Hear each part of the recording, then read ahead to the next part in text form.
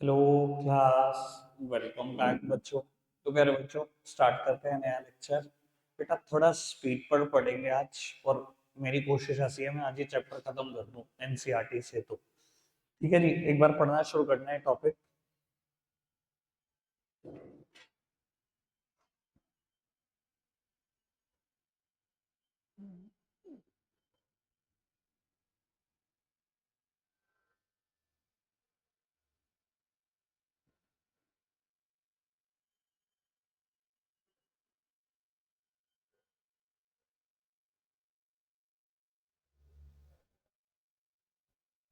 देखो बेटा, बात बड़ी सिंपल सी ये है कि अगर कोई पूछे ना ह्यूमन कैपिटल और इकोनॉमिक ग्रोथ के बीच में क्या रिलेशन है, तो बेटा बिल्कुल डायरेक्ट रिलेशन है। बिल्कुल डायरेक्ट। क्यों? पहले बात तो ये लिखना है इकोनॉमिक ग्रोथ का मतलब क्या है। आपने पढ़ा होगा रियल नेशनल इनकम से मतलब है इकोनॉमिक ग्रोथ का। और ह्यूमन कैपिटल कल हम पढ़ ही चुके हैं बेटा, skill and expertise of a nation at a particular point of time.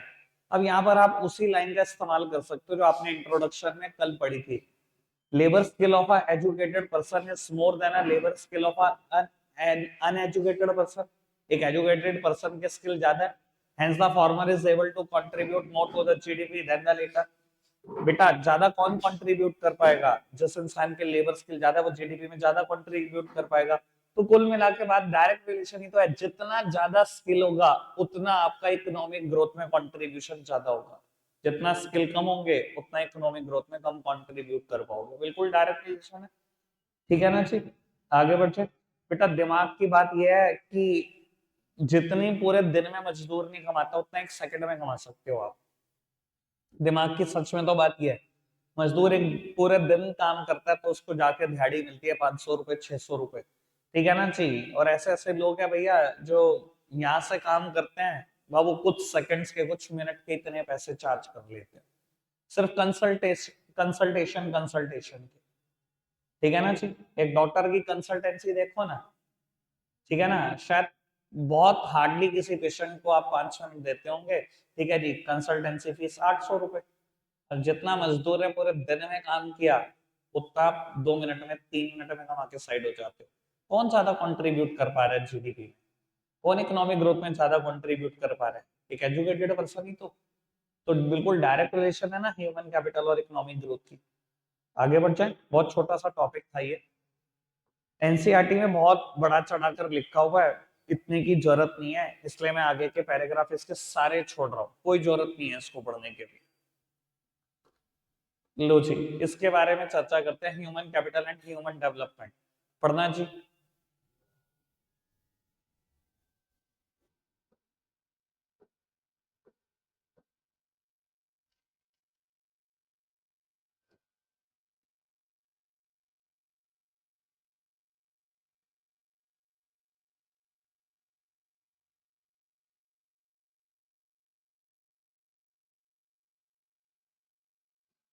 चलो जी, इसके बारे में समझते हैं एक बार फटाफट से।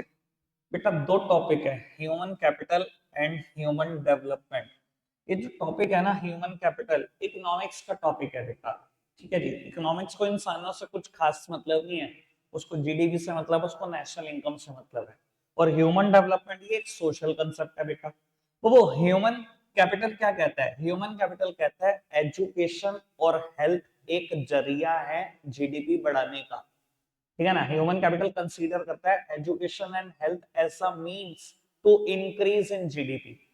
लेकिन ह्यूमन डेवलपमेंट क्या कहता है? ह्यूमन डेवलपमेंट कहता है, ये कंसीडर करता है education and health is a important factor for the well human being. भैया अगर सच में एक अच्छा इंसान बनना है ना, ठीक है जी, वो एजुकेशन और हेल्थ बनाएगी आपको। इंसान को इंसान बनाने वाली एजुकेशन है। ठीक है जी? ये कोई जीडीपी बढ़ाने का तरीका नहीं है भैया, सोशल कंसेप्ट है ये, जीडीपी को इंपॉर्टेंस नहीं देता। ये कहता है एजुकेशन और हेल्थ सिर्फ एक जरिया है, सिर्फ एक मीन्स है जिसकी वजह से जीडीपी बढ़ेगा। ये कहता है भैया वेलबींग बनना है तो एजुकेशन और हेल्थ चाहिए, चाहिए, कंपलसरी बात है। पहली बात समझ में। दूसरी बात, ये क्या कहता है ह्यूमन कैपिटल? ये कहता है human capital, human is a means to reach an end end the end will increase in GDP. ये कहता है ह्यूमन बीइंग भी क्या है? एक मींस है। ह्यूमन बीइंग को भी मीन बता दिया इसने। ह्यूमन बीइंग भी एक मींस है टू रीच एन एंड, और एंड क्या है? एंड जीडीपी बढ़ाना। यानी कि ह्यूमन बीइंग को क्या बताया जा रहा है बाबू, कोई इंपॉर्टेंस नहीं दी जा रही। और ये क्या कहता है ह्यूमन डेवलपमेंट, ये कहता है human beings are end in themselves, सब कुछ ह्यूमन बीइंग ही है बस, और उसके बाद कुछ भी नहीं है। ठीक है ना जी।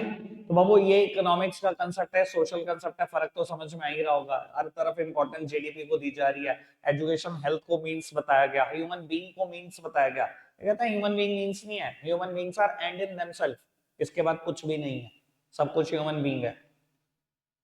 क्लियर जी बात। बहुत छोटा सा टॉपिक, दो डिफरेंस है, मैंने दोनों बता दिया और दोनों नोट्स में लिखे हुए हैं। आगे बढ़ जाए।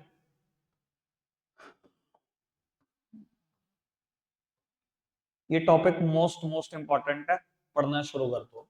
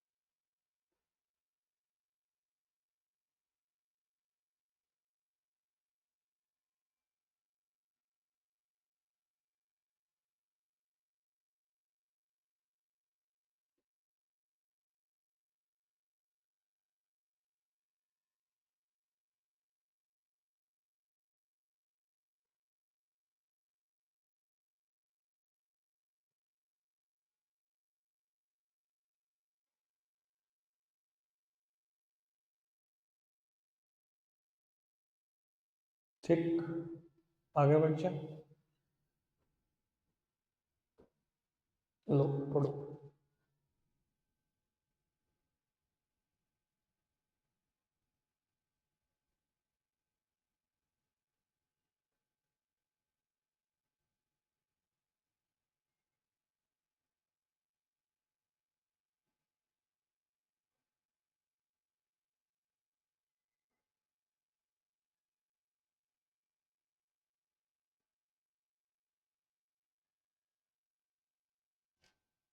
यहाँ तक डन।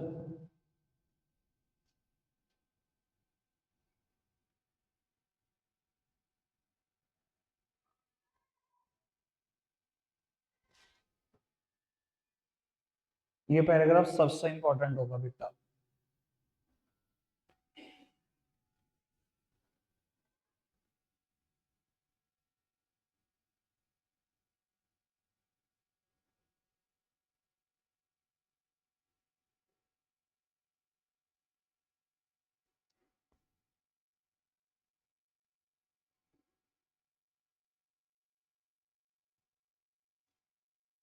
यहाँ तक पढ़ा।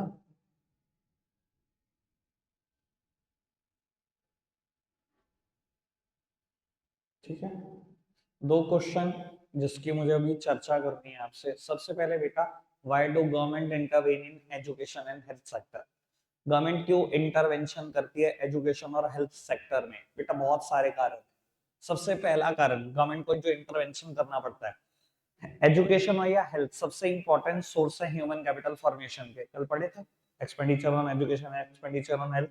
तो सबसे पहले तो ये ह्यूमन कैपिटल फॉर्मेशन के सबसे अच्छा सोर्स है, इसलिए गवर्नमेंट इंटरवीन करती है। दूसरी बात बेटा, हर सोसाइटी में ये जनरली एक्सेप्टेड चीज है, हर सोसाइटी एक्सपेक्ट करती है, चाहे वो गरीब देश है, चाहे वो अमीर देश है, डेवलपिंग है, डेवलप्ड है, हर सोसाइटी चाहती है एजुकेशन और हेल्थ में गवर्नमेंट का पार्टिसिपेशन।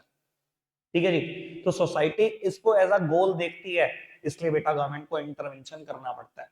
तीसरी बात बेटा, हमारे कॉन्स्टिट्यूशन में हमें फंडामेंटल राइट दिए गए हैं कि basic education, basic health facility हमें मिलेगी मिलेगी, वो भी फ्री ऑफ कॉस्ट। ये तीन कारण की वजह से बेटा गवर्नमेंट को इंटरवेंशन करना पड़ता है। एक बात बताओ, क्या कोई प्राइवेट सेक्टर इंटरवेंशन करेगा? फ्री ऑफ कॉस्ट दे देगा हमें ये चीजें, अरबों रुपए इन्वेस्ट करके, करोड़ों रुपए इन्वेस्ट करके? नहीं दे सकता ना कोई प्राइवेट सेक्टर, इसलिए गवर्नमेंट का इंटरवेंशन कंपलसरी हो जाता है। बहुत आराम से बेसिक सा क्वेश्चन मैंने क्लियर कर दिया। ठीक है जी। फिर इस पैराग्राफ से रिलेटेड एक क्वेश्चन आता है, कौन फैसिलिटेट करता है एजुकेशन और हेल्थ सेक्टर में आने वाले इंस्टीट्यूशन को? कौन फैसिलिटेट करता है? अब बेटा घूम फिर के तीन चीजें लिखनी ही लिखनी है जब भी ये टॉपिक आ जाए। अगर मैं एजुकेशन की बात करूं तो बेटा ministries both at the centre and the state level. आपको पता है ना बेटा, हमारी कोई भी गवर्नमेंट ऑफ मिनिस्ट्रीज में डिवाइडेड है। Law ministry, finance ministry, telecommunication ministry, railway ministry, education ministry. ऐसे ही स्टेट गवर्नमेंट भी डिवाइडेड है ना। सेंट्रल गवर्नमेंट में भी हमारे पास एजुकेशन मिनिस्टर, स्टेट गवर्नमेंट में भी हमारे पास एजुकेशन मिनिस्टर है। ठीक है जी। तो सबसे पहले तो आप लिखोगे ministries both at the centre and the state level. ठीक है जी। डिपार्टमेंट ऑफ एजुकेशन और कुछ इंस्टीट्यूट है जैसे कि NCERT, national council of educational and research training, educational research and training. बेटा एनसीईआरटी का रोल 12th क्लास तक है, लेकिन उसके बाद यूजीसी का रोल है, यूनिवर्सिटी ग्रांट कमीशन। ठीक है जी। और अगर मैं इंजीनियरिंग कॉलेज में चला जाऊं तो वहां एआईसीटी का रोल है, all India council of technical education. ये सब फैसिलिटेट करते हैं एजुकेशन सेक्टर में आने वाले सभी इंस्टीट्यूशन को। देखो यूजीसी का नाम, एआईसीटी का नाम और एनसीईआरटी का नाम ना बड़ा पॉपुलर हुआ था जब कोविड आया था। इनकी तरफ से अनाउंसमेंट आती थी कौन सा बोर्ड का पेपर होगा, कौन सा नहीं होगा, जैसे कि और यूजीसी की तरफ से ही आता था भैया इस साल सबको पास कर दिया जाएगा। जैसे कि ऑल ओवर इंडिया बहुत सारी यूनिवर्सिटीज ने बेटा एक साल फ्री में निकाला है बच्चों का। ठीक है जी। अगर मैं 12th क्लास की बात करूं, उस साल बीएसटी का पेपर नहीं हुआ था, बिजनेस स्टडीज का पेपर नहीं हुआ था कोविड में एक बार, एनसीईआरटी के ऑर्डर। तो भैया ये रोल है इनका, ये फैसिलिटेट करते हैं सभी इंस्टीट्यूशन को जो भी एजुकेशन सेक्टर में आते हैं। सेम हेल्थ की बात करूं तो बेटा ministries both at the centre and the state level, फिर डिपार्टमेंट ऑफ हेल्थ, और उसके बाद बेटा एनएमसी का नाम आया, आईसीएमआर का नाम आया। एनएमसी क्या है? National medical commission. आईसीएमआर क्या है? Indian council of medical research. ICMR का नाम तो आपने सबने सुना होगा ना।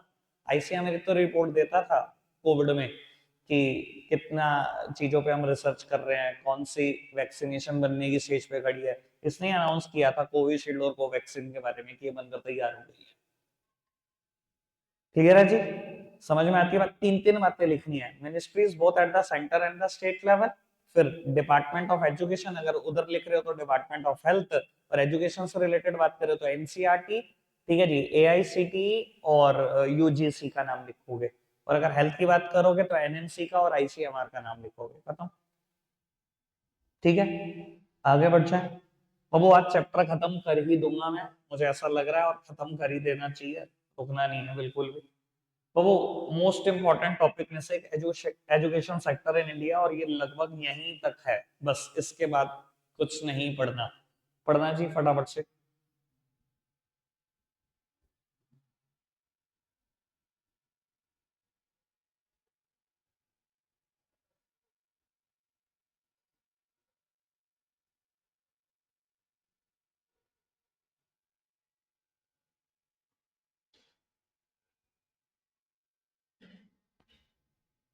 बढ़ जाए आगे।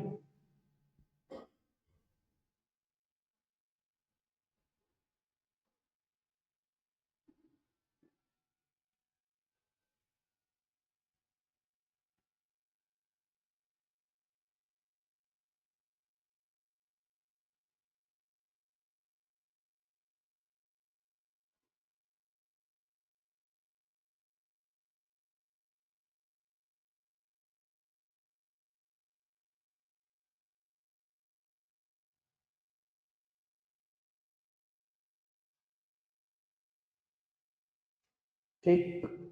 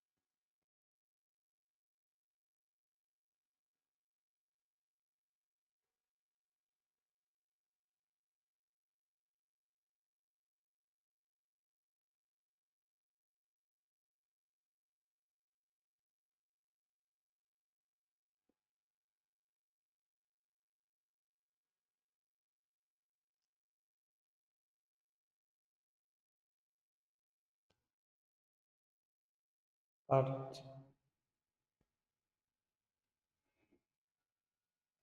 डन, चलो जी, सामने देखो बेटा। गवर्नमेंट जितना भी खर्चा कर रही है एजुकेशन में, उस खर्चे को ना दो तरीके से मेजर किया जा सकता है। ऐसा percentage of governments total expenditure, और ऐसा percentage of GDP. Education commission 1964 से 66 में जो एजुकेशन कमीशन काम कर रही थी, उसने गवर्नमेंट ऑफ इंडिया को तभी बोल दिया था कि अगर आप जीडीपी का 6% खर्चेंगे तो एक बहुत बड़ा चेंज आप कर सकते हैं एजुकेशन सेक्टर में इंडिया में, अदरवाइज कुछ नहीं होगा, जो मर्जी कर लो। ठीक है जी। इसके बाद तपस मजूमदार कमेटी अपॉइंट हुई थी 1998 में। उन्होंने भी कह दिया था गवर्नमेंट को, इस 10 सालों में, यहां से लेकर 2007 तक, इन 10 सालों में अगर आप 1.37 लाख करोड़ खर्चते हो, तो जितने भी बच्चे हैं 6 से 14 साल की एज के, सब under the purview of education आ जाएंगे। सब फंडामेंटल राइट पूरा हो जाएगा। हमारा हमारा फंडामेंटल राइट है, सरकार की जिम्मेदारी है 14 साल तक हमें एजुकेशन देना, यानी कि मोटी मोटी बात करूं क्लास 8 तक। ठीक है जी। 9 10 11 12 सरकार की जिम्मेदारी है, वो हमारी जिम्मेदारी है, पढ़ना है कि नहीं पढ़ना। 8 तक सरकार एजुकेशन देने के लिए हमें बिल्कुल बाध्य है, देगी, फंडामेंटल राइट में लिखा है। ठीक है जी। तो तपस मजूमदार कमेटी ने कब कह दिया था? 1998 में कह दिया था कि 2007 तक, 10 सालों में अगर आप 1.37 लाख करोड़ खर्च दो, तो जितने भी बच्चे हैं पूरे इंडिया में 6 to 14 ईयर्स के, सब under the purview of education आ जाएंगे। But our government is spending little over 4% of GDP. भैया एजुकेशन कमीशन ने कहा 6% जीडीपी का खर्च हो, और अभी भी हम 4% से थोड़ा सा ऊपर है बस। ठीक है जी। 6% तक नहीं पहुंच पाए, उस मार्क तक नहीं पहुंच पाए हैं। ठीक है जी। अगर मैं टोटल एक्सपेंडिचर की बात करूं बेटा, 1952 से लेकर 2014 तक क्या बदल गया बेटा? गवर्नमेंट के टोटल खर्चे में से गवर्नमेंट लगभग 8% खर्चा करती थी एजुकेशन में। आज बेटा ये परसेंटेज बढ़कर 15.7 हो गई है। 15.7 गवर्नमेंट के जितने खर्चे हैं उसमें से लगभग 16% खर्चे गवर्नमेंट सरकार एजुकेशन में खर्च रही है बेटा। यानी कि बेटा हर 6 रुपए में से 1 रुपया आप बोल सकते हो, गवर्नमेंट जितने भी रुपए कमा खर्चती है, हर 6 में से 1 रुपया सरकार एजुकेशन में खर्चती है। ठीक है जी। और अगर मैं जीडीपी की परसेंटेज की बात करूं, तो कहा 1952 में जीडीपी का हम 0.64% खर्चते थे बेटा एजुकेशन में, आज ये बढ़कर नंबर 4.13 हो चुका है। ठीक है जी। लेकिन अभी भी एजुकेशन कमीशन के जो मार्क है 6%, उससे बहुत दूर है। मैंने आपको पिछली बार भी समझाने की कोशिश की थी बेटा, ये मत कह देना कि बस 6% से थोड़ा सा ही कम रह गए। बेटा ये थोड़ा सा ना कई अरबों रुपए हैं। इंडिया का जीडीपी समझते हो? उसका 6% खर्चना और उसका 4% खर्चना, बहुत बड़ा अंतर है, बहुत बड़ा जीडीपी है। उसका 2% भी कई अरब रुपए बैठता है। समझ में आ रही है बात? ये मत कहना कि बड़ा थोड़ा सा गैप रह गया, अरबों का गैप रह गया। ठीक है जी। और स्टेट्स ने भी बेटा बहुत सारा वेरिएशन शो करा एजुकेशन को लेकर। हिमाचल प्रदेश बेटा खर्च रहा है, छोटी स्टेट है बेटा, खर्च सकती है, वो पर हेड पर स्टूडेंट खर्चा कर रहे हैं बेटा 34,651 रुपए, जबकि बिहार 4,088 रुपए। तो स्टेट ने भी बेटा वेरिएशन शो किया है एजुकेशन को लेकर। ठीक है जी। यही पढ़ा आप सबने। आखिरी टॉपिक पर आ गया हूं मैं। ठीक है जी। मैं एनसीईआरटी से पढ़वाने में विश्वास भी नहीं रख रहा उस टॉपिक को। ठीक है जी। क्योंकि बहुत अच्छा नहीं लिखा। Education still a challenging proposition. बेटा एजुकेशन आज भी इंडिया में चैलेंज है। क्यों? बहुत सारे कारण हैं। सबसे पहले लार्जेस्ट नंबर ऑफ इलिटरेट। बेटा इंडिया में आज भी 36 करोड़ लोग इलिटरेट हैं। 36 करोड़। और जबकि लिटरेसी की डेफिनेशन इंडिया में जितनी आसान है ना, उतनी किसी भी देश में आसानी है। अगर आप एक भाषा में अपना नाम लिख सकते हैं, पढ़ सकते हैं, बोल सकते हैं, तो आप लिटरेट हैं। ये है लिटरेसी की डेफिनेशन। तब भी 36 करोड़ लोग इलिटरेट हैं। तो आप हालात समझ सकते हैं भैया देश के, कि देश किस तरफ जा रहा है। इतनी तो बेटा कई देशों के मिलाकर भी पॉपुलेशन भी नहीं है, 36 करोड़ लोग जितने यहाँ लोग इलिटरेट हैं। ठीक है ना जी। तो लार्जेस्ट नंबर ऑफ इलिटरेट दुनिया के इंडिया में रहते हैं। पहली बात है दिक्कत, बहुत बड़ी समस्या। और वो, और दूसरी समस्या इनएडिक्वेट वोकेशनलाइजेशन। कल मैं कर रहा था ना वोकेशनलाइजेशन की बात, अरे छोटे से स्किल्स पे लोगों ने काम करके फटाफट से सेल्फ एम्प्लॉयड हो जाते हैं, कमाना शुरू कर देते हैं। सर उन स्किल्स को ना अभी भी उतने तरीके से पॉपुलर नहीं किया गया जितने तरीके से होना चाहिए। अगर कोई फॉर्मल एजुकेशन में नहीं भी जाना चाहता, लेकिन अगर वो स्किल एक्वायर कर ले तो आपको पता है वो बहुत आसानी से बेटा पूरी जिंदगी सर्वाइव कर देगा, कमा लेगा और घर को खिला भी देगा। लेकिन बेटा सरकार इन चीजों को भी उतना पॉपुलर नहीं कर पाई जितना करना चाहिए था। ठीक है जी, और ये तो क्यूरिकुलम का पार्ट बना देना चाहिए 11th-12th के। ठीक है जी, ये अभी नहीं हो पा रहा। तीसरी बात, जेंडर वाइसनेस, और वो आज भी दिखती है। ठीक है ना जी, अभी 12th के बाद बेटा बहुत सारे बॉयज बोलेंगे अपने घर पे जी हम तो कॉलेज जा रहे हैं, एंजॉय करेंगे, चंडीगढ़ जा रहे हैं, 2-3 साल बाद उसके बाद काम संभाल लेंगे, कमा संभाल लेंगे, थोड़ी सी तो जिंदगी देखने दो। पेरेंट्स कहेंगे ठीक है जी जा एंजॉय कर। और यही बात लड़कियां कह देंगे तो कह देंगे घर बैठ जाओ। तो जेंडर वाइसनेस तो आज भी है, पर उस टाइम पे और ज्यादा थी। इसलिए एजुकेशन आज भी चैलेंजिंग बना हुआ है, फीमेल्स के लिए तो है ही चैलेंजिंग फिर। ठीक है ना जी। चौथी बात, सबसे बड़ी कमी, प्राइवेटाइजेशन। बेटा हमारे यहाँ पर, फिर भी बता देता हूँ कि मतलब प्राइवेटाइजेशन तो हर जगह हो चुका है एजुकेशन का। कोई सरकारी स्कूल में नहीं पढ़ाना चाहता अपने बच्चों को, सरकारी कॉलेज में नहीं पढ़ाना चाहता। प्राइवेटाइजेशन तो एजुकेशन का हो ही गया है, पर हमारे यहाँ फिर भी प्राइवेट एजुकेशन अभी बहुत सस्ती है, और ये तो मानते भी होंगे आप। मानते हो कि नहीं मानते हो, हमारे यहाँ सस्ती है। तो ये 12th क्लास में आप कितनी स्कूल की फी है? 5,000, 6,000, 7,000। इससे ज्यादा का तो कोई नहीं बैठा हुआ ना यहाँ पर किसी भी स्कूल का। तो ठीक है, ज्यादा लगती है, लगती है। क्यों क्यों? क्योंकि अर्निंग कैपेसिटी, वो बात अलग है कि सहारनपुर में लोगों की इतनी अर्निंग कैपेसिटी नहीं है, इसलिए पेइंग कैपेसिटी भी नहीं है। सर सिर्फ मैं कहता हूँ ज्यादा दूर नहीं, गुड़गांव यहाँ से बहुत ज्यादा दूर नहीं है। ठीक है जी, 200 किलोमीटर होगा। कितना समझते हो क्या होगा एक ठीक ठाक स्कूल में एलकेजी यूकेजी के बच्चे की फीस? 1 लाख रुपए महीना वाले भी स्कूल, 1 लाख रुपए महीना KG. I am not kidding. ठीक है जी, बेंगलोर में आ जाओ, 99% स्कूल आपको ऐसे ही दिखने वाले हैं। 50,000 रुपए महीना, 25,000 रुपए महीना, 30,000 रुपए महीना है। सबसे सस्ते स्कूल बोल रहा हूँ मैं केजी क्लास के लिए। ठीक है जी, सूरत आ जाओ और बैंड बज जाएंगे। तो ये एजुकेशन के हाल है। ठीक है जी, इतनी कॉस्टली एजुकेशन कर दिया, और उसके बाद भी बच्चे को घर आप ही पढ़ा रहे होंगे। इतना पे करने के बाद भी बच्चे को घर आप ही पढ़ा रहे होंगे। ये सच में हालात है। तो ये प्राइवेटाइजेशन का जो कल्चर है ना, इसने एजुकेशन के और धज्जियां उड़ा दी है भैया। ठीक है जी, स्कूल्स को लगता है बस कमा लो, जितना लूट सकते हो लूट लो। मेरे को तो लगता है सीधा सीधा प्रॉपर्टी में आप आधा हिस्सा मांग लो माँ बाप से बच्चों की, जितना आप पैसा लेते हो। ठीक है ना जी। तो ये एजुकेशन में आज भी कमी है। चैप्टर खत्म हो चुका है मेरी तरफ से, पास्ट ईयर क्वेश्चन स्टार्ट करेंगे कल से। रखते हैं आज के लिए इतना ही है प्यारे बच्चों, बाय।